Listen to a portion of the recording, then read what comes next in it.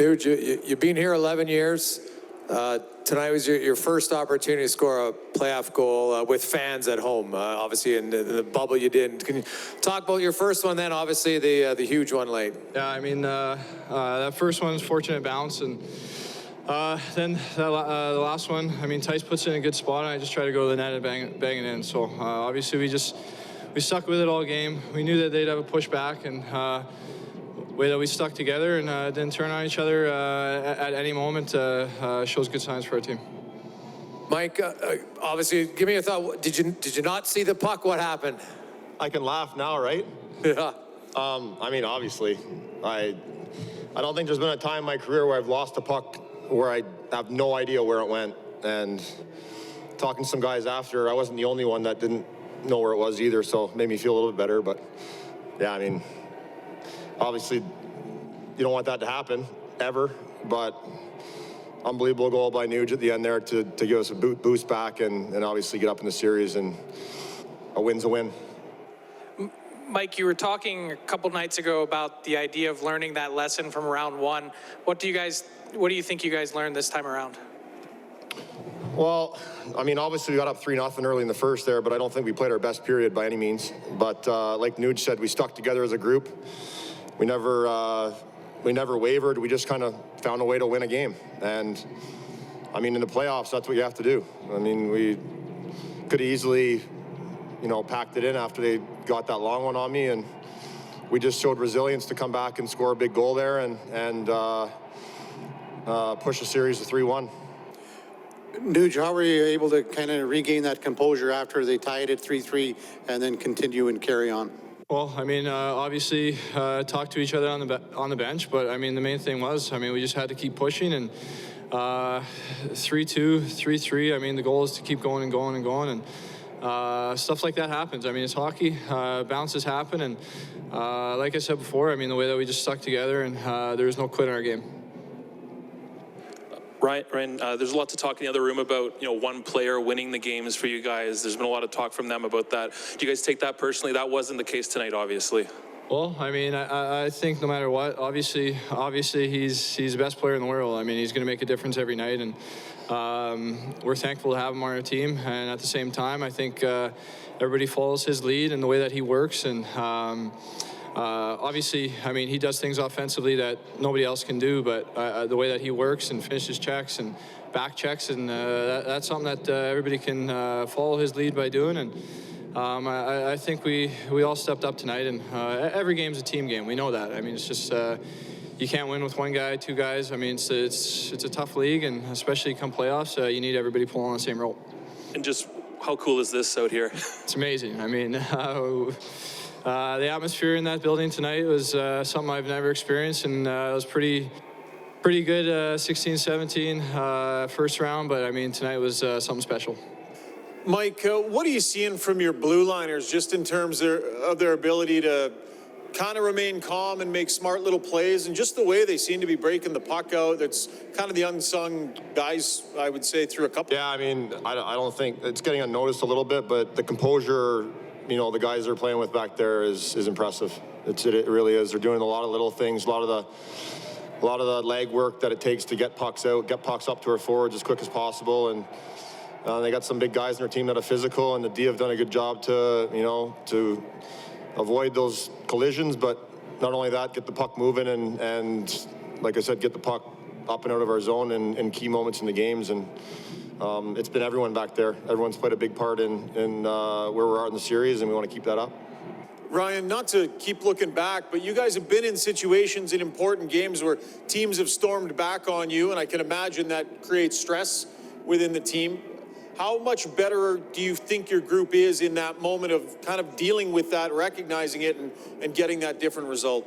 Yeah, well, I think that's kind of been a theme with us all year. We've gone through some adversity this year, and the way that we've stuck together and came out the right end of it, I mean, it shows the character that we have in that room and the resilience that we have in the group. So, I mean, stuff like that happens every game, and you got to find a way to stick with it, and I think we're well equipped to be able to handle situations like that now.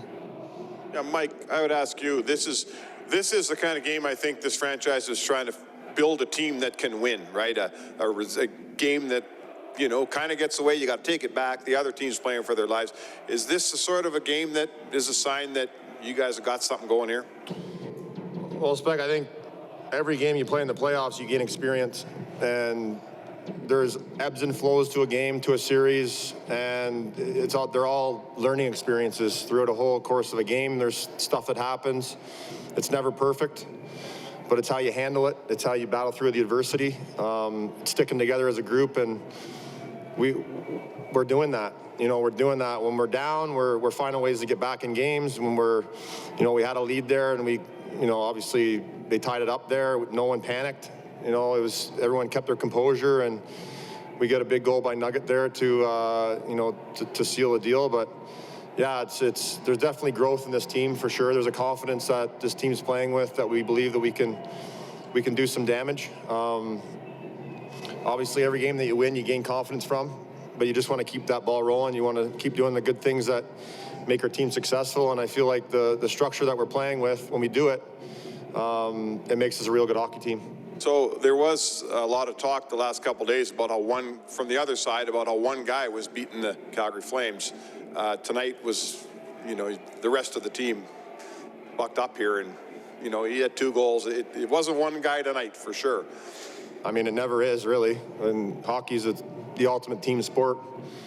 Obviously, Connor, like Nuge said, he's the best player in the world. He's gonna do some damage out there, but he can't stay on the ice for the whole game.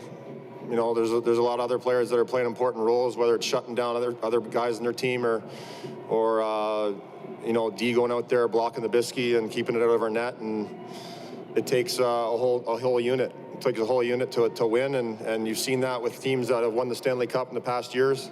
It's not just one player that does it. There's always some unsung hero that scores a big goal at the right time in a series that pushes you, to the next round. And tonight, Nugget's the guy, and we'll just keep pushing forward as a group. Ryan, one of those goals you kind of dream about as a kid. I'm saying that's maybe the biggest goal you've scored in your career. Yeah, I don't think there's a question that. Obviously, a lot of work left to do, but obviously, rather be up 3-1 than 2-2. Ryan, can you talk to Yamamoto's play on your goal? He beat the guy behind the net, a bigger guy, and he got the puck back to the point.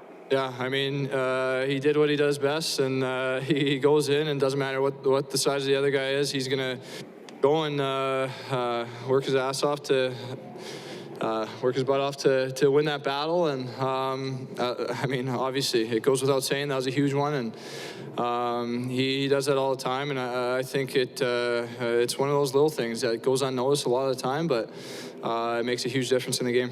Thank you. Mike, you mentioned a boost, but can you just describe the feeling, what it's like when your teammates pick you up like that?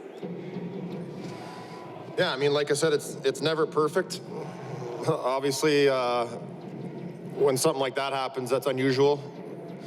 It's not a very good feeling personally, but this group's never wavered from mistakes that have been made in games throughout the course of the season. We've always found a way to stick with it. And like I said, another instance of it tonight.